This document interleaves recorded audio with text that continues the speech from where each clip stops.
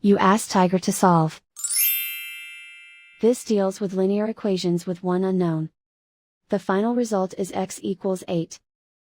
Let's solve it step by step. Group all constants on the right side of the equation. Subtract 8 from both sides.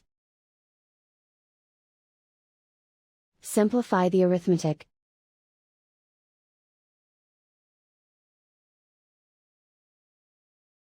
Isolate the x. Divide both sides by 2. Simplify the fraction. Find the greatest common factor of the numerator and denominator. Factor out and cancel the greatest common factor. And so the final result is x equals 8.